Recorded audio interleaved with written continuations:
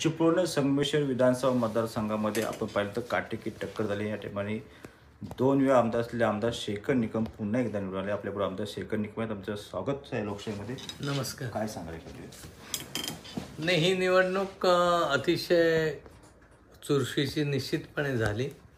अपेक्षित जसं लीड अपेक्षित होतं तेवढं जरी मिळू शकलं नसलं तरी एक ह्या ज्या परिस्थितीमधून आपण निवडणूक लढवली त्या परिस्थितीचा विचार केला आणि वेगवेगळा विषारी प्रचार असेल आणि वेगवेगळ्या माझ्याबद्दल अल्पसंख्याक समाजामध्ये एक वेगळ्या पद्धतीची भावना निर्माण करण्याचं काम, वेगवेगळ्या दुसऱ्याच्या वक्तव्याचा वापर देखील माझ्यासाठी करण्याचा खूप लोकांनी प्रयत्न केला आणि ह्या सगळ्या परिस्थितीतसुद्धा मी 7,000पर्यंतच्या मार्जिनने जिंकू शकलो। हे निश्चितच आनंदाचा माझ्यासाठी क्षण आहे।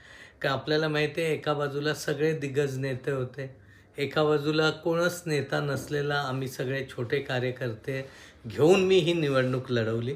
परंतु माझ्या छोट्या कार्यकर्त्यांनी, महायुतीच्या सर्व पदाधिकारी कार्यकर्त्यांनी, महिला भगिनींनी, तरुण वर्गाने या सगळ्यांनी ही निवडणूक अतिशय कष्टाने आणि प्रामाणिकपणे लढवल्यामुळेच मी चांगल्या पद्धतीने जिंकू शकलो। सर, चिपळूणनी रडवलं आणि संगमेश्वरने हसवलं, काय सांगाल? नाही, चिपळूणने रडवलं, संगमेश्वरने हसवलं असं काही नाही। चिपळूणमध्ये ज्या पद्धतीने मला अपेक्षित लीड पाहिजे होता तो काही गटामध्ये निश्चितपणे मिळाला नाही।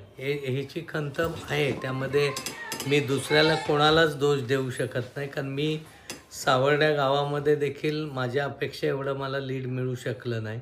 जेवढं अपेक्षित होतं मला ते जरी मिळालं नसलं, कारण शेवटी आता सगळे जे EVM म्हणतात तर मलाही शंका येते मग की जर सावर्ड्यात मला एवढं लीड का कमी मिळालं।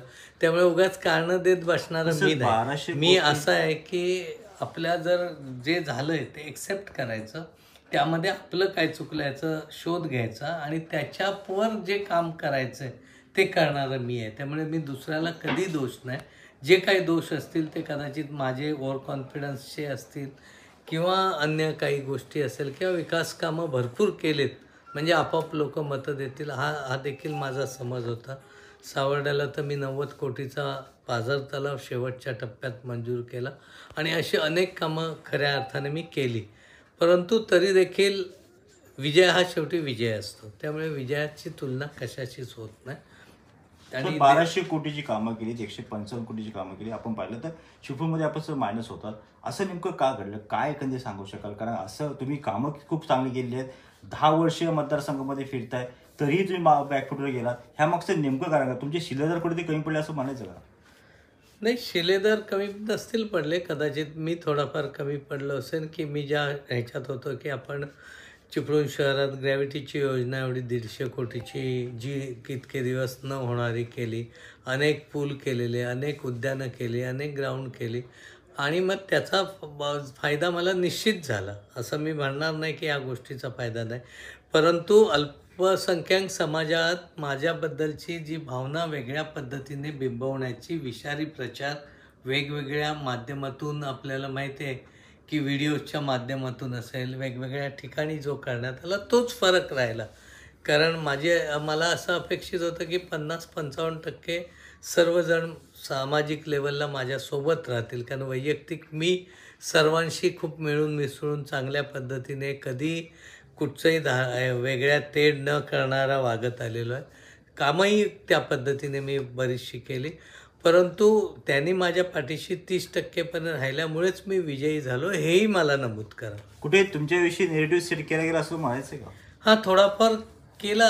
अर्थात तुम्हाला माहिती आहे राजकारण आहे, राजकारणात निवडणुका लढवत असताना या सगळ्या गोष्टीचा सामना तुम्हाला करावाच लागतो आणि ती करण्याची तुमच्यामध्ये धमक असणं गरजेचं आहे।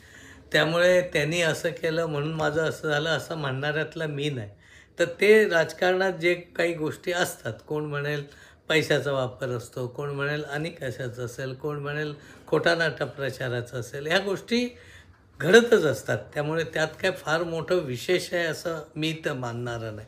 ह्याच्यावर जाऊन आपलं काम करायचं असतं। थोडंफार आम्ही चिपळूणमध्ये कमी पडलो, ही निर्विवाद सत्य आहे आणि ती खंत माझ्यासकट सर्वांना आहे।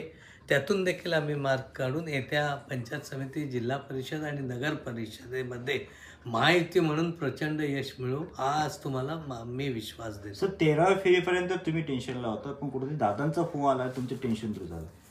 नाही 13व्या फेरीपर्यंत मी फारसा टेन्शनमध्ये नव्हतो. मी अपेक्षित लीड मिळू शकत नव्हतं. मला खात्री होती की सावर्डा आलं की 3000चं लीड क्रॉस करेन. कोकरं गट आलं की 2,000-2,500चा लीड पास करेन, ही मला खात्री होती. मला तिथे अपेक्षित जरी पाहिजे तेवढं मिळालं नसतं, ते माझी सावर्डा गटात 4,000-1,000ची अपेक्षा होती, ती मी 2700 पण थांबलो. मी धामापूर गटामध्ये 5,000-1,000 होतो, पण 3,500 पण तिथं त्या सर्वसामान्य कार्यकर्त्यांनी लीड मिळाला. आणि ह्या सगळ्या ह्याच्यात मी देवरुखमध्ये कुठं मायनस जाणार नाही ही मला खात्री होती. अगदीच गेलो तर 500च्या वर जाणार नाही. त्यामुळे ज्यावेळी इक्वल स्टेज आली, साधारण चिपळूण तालुका संपत असताना 500 मायनस वगैरे होतो, तेव्हा मला खात्री होती की आपण 5,000-1,000नी निश्चितपणे निवडून येणार. सर तुम्ही 18मध्ये सभा झाली होती, त्यावेळी एक वाक्य असं केलं होतं, विधान केलं होतं की आम्हाला कुठे जायला सांगितलंय हे मी निवडणुकी निकालानंतर सांगेन. म्हणजे आम्हाला महायुतीमध्ये जायला कोणी सांगितलंय, निवडणुकी निकालानंतर सांगेन. आता ते स्पष्ट करा सर. नाही पहिली गोष्ट मी असं काही बोललोच नव्हतं की कुठं जायला सांगितलंय. मी असं बोललो होतं की याबाबतची बैठक झाली, त्यावेळी हे सगळं आम्ही सेट करणार आहोत, असा एक समज देण्याचा किंबहुना तुम्ही असं सांगण्याचं काम. पवार साहेबांना भेटून मी सगळ्या गोष्टी सांगेन असं बोललात सर तुम्ही. नाही, मी भेटून सांगणारच आहे ना, त्यात काय. ते मी त्यांना सांगणार आहे, प्रेसला सांगणार थोडीच आहे. ठीक आहे सर. आता लोकांचं असं म्हणणं येतं की या ठिकाणी तुम्हाला मंत्रिपद मिळावं, कार्यकर्त्यांची मागणी होते. आपण जर माहिती कोकणातले बरेचसे शिल्लकांची अपेक्षा, म्हणजे लोकांची अपेक्षा की तुम्हाला राज्यमंत्रीपद तरी मिळावं. सर काय सांगा. मंत्रिपद मिळणं करणं हे आपल्या तुमच्या माझ्या हातात नाही, ते वरिष्ठांच्या हातातली गोष्ट असते. आणि ती जातीय समीकरणं, विभागीय समीकरणं आणि त्यांची जे त्यांना काही खाती मिळतील त्याच्याशी निगडीत असलेल्या संबंधात ते होत असतात. हे 3 पक्षाचं 4 पक्षाचं सरकार असल्यामुळे लिमिटेशन्स असतात, हेही आपण समजून घेतलं पाहिजे. कार्यकर्त्याची इच्छा असते, त्यांची मागणी सगळीकडे होत असते, ती मागणी त्यांनी केलेली आहे. त्यामुळे माझा एवढाच विश्वास आहे की अजितदादा निश्चितपणे काही ना काही जबाबदारी चांगल्या पद्धतीने देतील. मंत्रिपद एखादं जबाबदारी देतील, संघटनात्मक असेल, अन्य असेल, कुठची जबाबदारी. शेवटचा प्रश्न आहे. 17 तारखेपर्यंत प्रशांत जाधवांचं वादळ होतं आणि 18-19ला आम्हाला कुठेतरी सरांचं वादळ दिसून आलं. काय नेमकं कधी सर होतं?